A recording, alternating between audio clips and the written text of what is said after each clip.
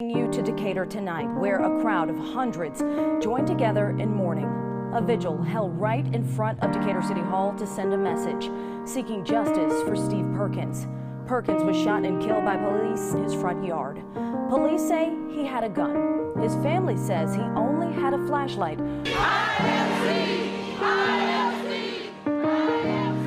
I am Steve Perkins. An officer involved shooting that resulted I am Steve Perkins. in the death of Stephen Perkins in Decatur. I am Steve Perkins. Has sparked outrage in the community. I am Steve Perkins. When we come together, we gotta fight this thing as one. You know, we got one goal, and that's justice for who? Steve Perkins! Justice for who? Steve Perkins! Body cam footage to be released. Well, Decatur Police Chief Todd Pinion issued a statement today. I am Steve Perkins.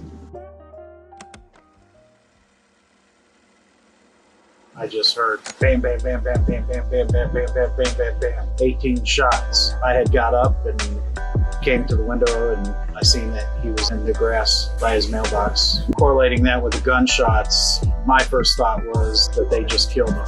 They just killed Steve. I thought somebody was trying to kill me because I heard the gunshots hitting my house. It seemed odd to me that he was laying in his grass and the tow truck was leaving. Steve Perkins, he was wrongfully accused, and there was a judge, jury, and executioner at his front door.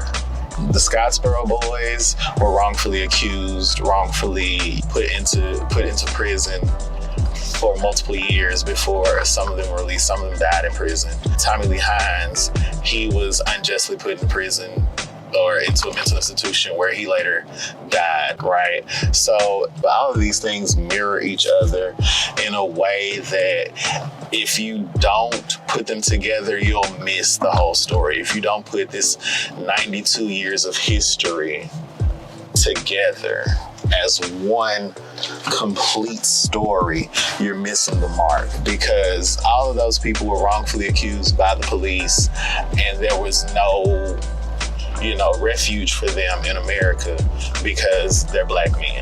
Grew up in Decatur. We all went to West Morgan. They went to East Lawrence.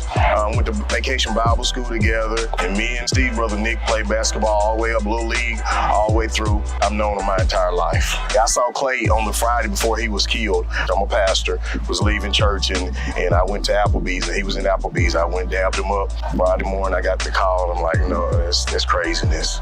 The thing about it, I think for most people, especially black men in our community, we saw Steve get killed, but we also saw us. I've got 2 children, just like he has 2 children. We're relatively the same age. We live within 5 miles of each other. We grew up in church families that love the Lord. We grew up in Decatur. You can tell by the response of the community that it's good people around here. And I mean, the way the community has adopted not only his family, but his extended family, he basically galvanized Decatur. People are gonna vote now. People are gonna be for civil rights and all this. So basically his death will not be in vain, because we're not gonna let it be in vain. Myself and along with other people have been bringing out food to help with the protesters and the people who are out here all night protesting in support of the Perkins family. And this is just something, our way of helping to support this movement.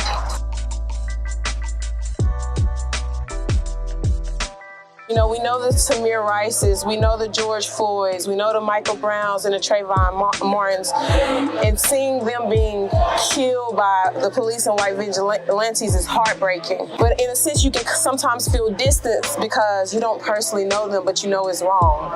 We know Steve, Steve is a wonderful human being. He was a man of God. He loved his family. He loved his children. He loved his mother. He loved his brother. He loved his in-laws. He loved his family. He was a real family man, and he loved fitness. And Steve was the type of person, if you ever said anything bad about him, you gotta prove it. You gotta prove it, because he's not a bad person. Like, seriously, he was a lifeline in this world, not just this community, but in this world. He's a person that mattered. We're just looking for justice for him and his family. As a country, as a state, as a city, we've got to stand up and say right is right and wrong is wrong. And what they did to Steve was absolutely wrong. There's no trust in the community after this. We want to see the mayor step up and be a mayor for the entire city for all of us, not just some of us, but for all of us. We have to mirror who he was. He was a good person, and so we have to put that out in the community.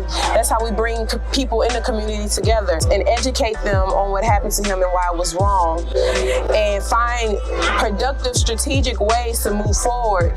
That way, nothing ever like this happens again.